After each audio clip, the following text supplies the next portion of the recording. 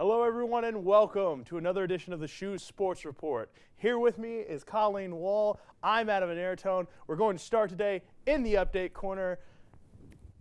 Katie, what you got for us?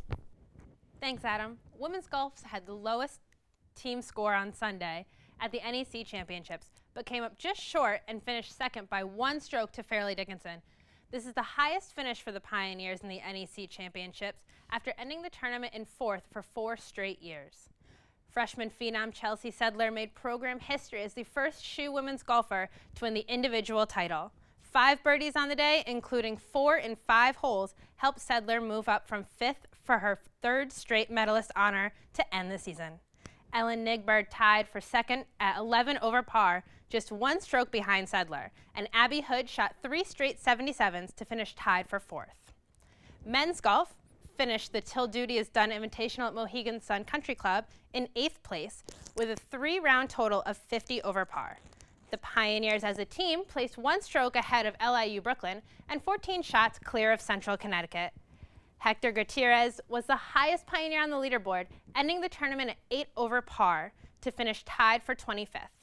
Tom DeAndrea shot his best round of the tournament with 3 over par, 75 to end the day tied for 40th. The men will try to follow up the women's strong showing at the NEC Championships this weekend when they head down to LPGA International in Daytona Beach. Now let's go back to the desk for some softball action. Well, the Pioneers had a tough week on the field, starting last Wednesday with a doubleheader against Yale at home. After the first inning, Game 1 came to a tie, but Yale then took the lead as the Pioneers' defense couldn't stop their run streak as they improved to 5-2 for the win. Sacred Heart wasn't holding back in Game 2 and brought the competitiveness to try and stop Yale's offense. The game ended at the 8th inning due to darkness with a tie game of 1-1. Stephanie Appleberg bunted to get a run and then scored on a Fallon Bovino RBI double. Moving on to the weekend, as the Pioneers traveled to Wagner for a doubleheader, but came up short, losing 2-1 and then 4-2 in the second game. Rookie Hallie DeRosiers led the Pioneers 4 for 8 at the plate through both games, scoring a run in the first game and 2 in the second. On Sunday, Sacred Heart went back home to host Fairleigh Dickinson University on Senior Day.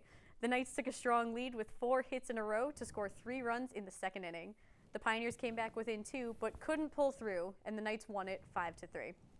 But the Pioneers didn't get discouraged by the losing streak and ended strong with a comeback in Game 2. Lauren Delgadillo, Kellen Fillmore, and Andrea Sador each had 2 hits, as Daddario and Bovino each had 2 RBIs, and Carlson went the distance as she scattered 5 hits while striking out 4. Sacred Heart took this one home, winning 7-4.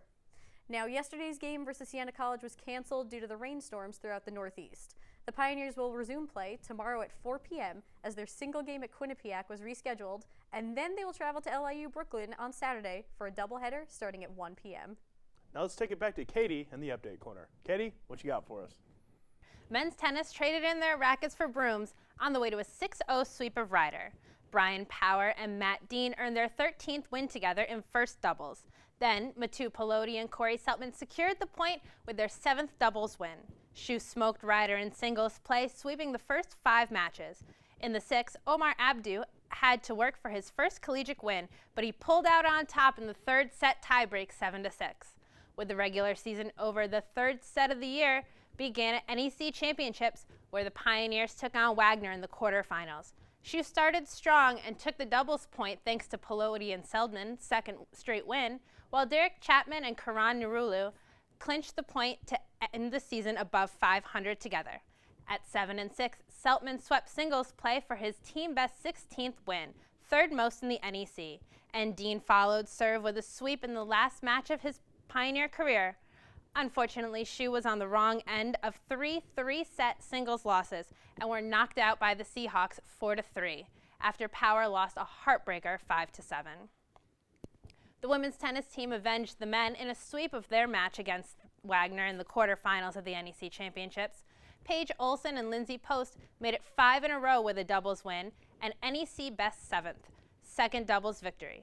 Katie Dorenzo and Taylor Gerda took the win in first doubles for their 10th win as a pair, which moves them into 1st in the league. Olivia Podsaberski earned her 12th win of the season in 3rd singles, while Olsen and Gerda recorded the other 3 singles victories. Claudia Ruiz, Dorenzo, and Post all had leads but had their matches cut short, with the Pioneers' victory already sealed up. In their first semifinal appearance since 2013, SHU took on Fairleigh Dickinson for the second time in a week, and unfortunately the Knights ended the Pioneers' season for the second straight year. After Ruiz and Podsaberski swept their match in third doubles, it was tough going as FDU took the doubles point with easy wins in the other two matches. Ruiz earned the lone win in singles play, while Post narrowly missed in a second set tiebreak, and Podsaberski's match was cut short in the middle of the third set. While the tennis season comes to a close, we congratulate the men's and women's tennis teams who both finished the season with 9 and 10 wins, their most since 2011. I'll be back with another update later. Adam, why don't you tell us about how baseball's doing? Sacred Heart Baseball began a busy week with the first of 2 games against crosstown rival Fairfield last Wednesday at Harbor Yard. The Pioneers held off the late rally by the Stags, thanks in large part to Victor Sorrento's 6 RBIs to win its 4th straight game, 9-8. A new career high, Sorrento's 6 RBIs were the most by a Pioneer since the 2014 season. On the mound, James Tobble moved to a perfect 3-0 with 2.2 scoreless innings, and James Cooksey earned his first save of the season. The Pioneers were then in New Jersey for a 4-game weekend series at Fairleigh Dickinson. They were looking to keep up their winning ways, and they were nearly perfect in the series, winning 3 of 4 games versus the Knights. In Game 1 on Friday, SHU pulled off its second comeback in 5 days to rally from 7-3 down in the 9th inning to get the 8-7 win, which was capped off by Jesus Medina's go-ahead RBI double. In Game 2, SHU pulled off its 3rd comeback in 6 days after Dan Scott's 2-run homer gave the Pios the 6-5 win. It was Schock's team-leading 5th home run of the season, which now puts him only 1 shy of the NEC lead. To the 3rd game of the series, where it was James Tobble's turn to put the team on his back. Tobble pitched his first complete shutout of his career, where he stretched his streak of not giving up an earned run to 32 innings to help SHU win 3-0. The performance led to the sophomore's first career NEC Pitcher of the Week award.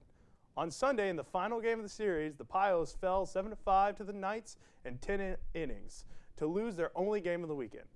Sacred Heart traveled to Fairfield on Tuesday afternoon, where the Pioneers would fall in 13 innings.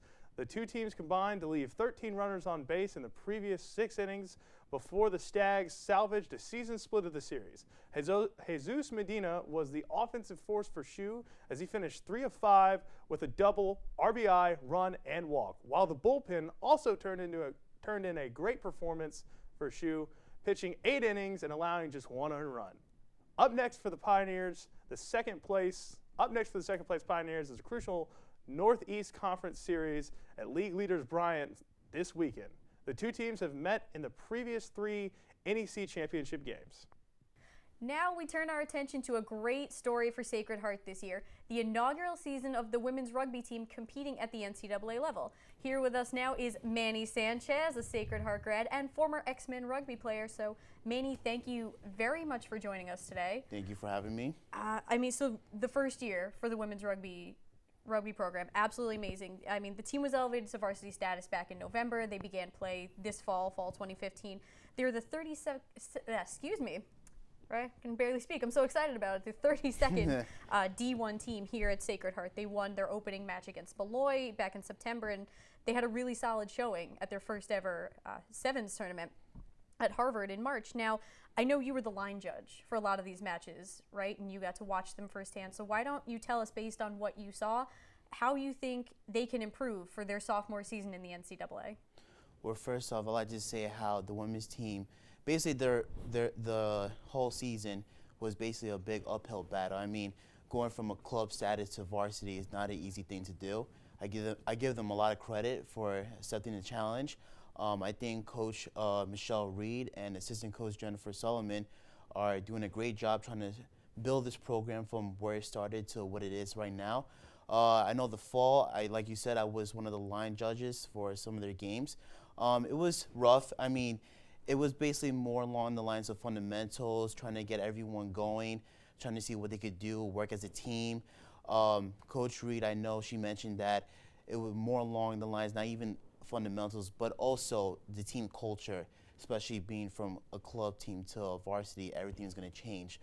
But they definitely got back in the swing of things during the spring season, getting some 2 solid wins in the Harvard Sevens tournament against Navy and Endicott. So that was a big confidence boost for them. But overall, I think after this season, they will now know what to do for the next upcoming sophomore season, and hopefully they get some great new up-and-coming players, and especially with sophomore Emily McNani, the scrum half named All-American. She'll definitely be a player to watch for next season. Oh, absolutely. I mean, like you said, Emily was named first class NCAA Rugby All-Americans, and Coach Reed has obviously done a very good job with her team. We also know she's a big fan of the SHU Sports Report.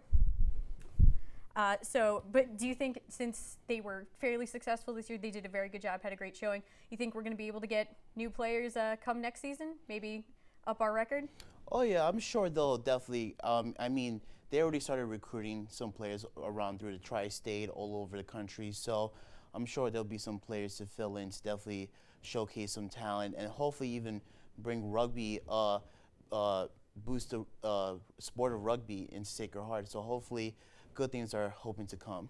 Awesome. Well, I hope you're right, Manny. I know we're excited for the next rugby season, so we have that to look forward to. Now, let's throw it back into the update corner for one last update from our good friend Katie. Track and field competed at the Larry Ellis Invitational hosted by Princeton this past weekend.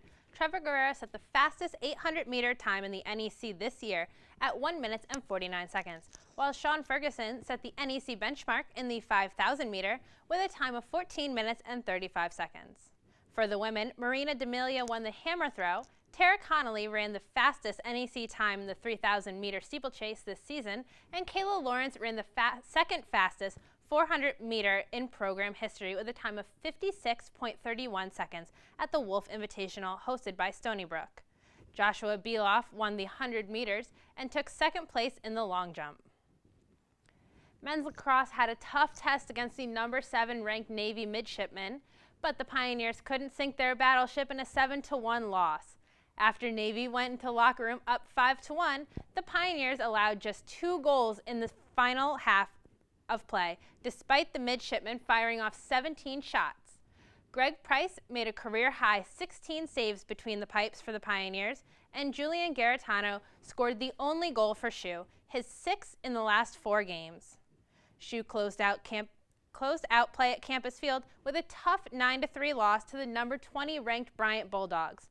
Bryant opened a 7-0 lead through the game's first 3 quarters, but SHU got on the board in the middle of the 4th thanks to a Max Tuttle goal. Tuttle scored his 20th goal of the season less than a minute later to cut the Bryant lead to 8-2. Alex Dodge capped the 4th quarter run with his 20th of the season, but it was too little too late for the Pioneers. The 2016 Men's Lax campaign ends on Saturday when they take on the Statesmen of Hobart.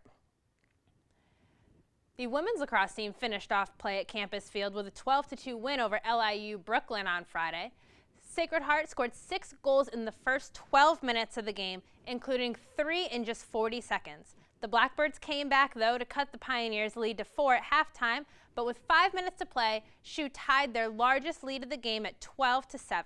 Alyssa Pierce had a career-high 8 points in the win on 4 goals and 4 assists, while Paige Hammock made 8 saves in goal. As a team, Sacred Heart had the advantage in shots 31-20 and ground balls 14-12. The Pioneers will look to earn a postseason bid when they close out the regular season this weekend as they head on up to Central Connecticut and out to Bryant. It was a solid week for Pioneer Athletics. Adam and Colleen, why don't you take us home? Well, Colleen and Pioneer Nation, that's all we have today. For Colleen Wall, Adam Naratone, Katie Sullivan, and Manny Sanchez, we'll see you next time.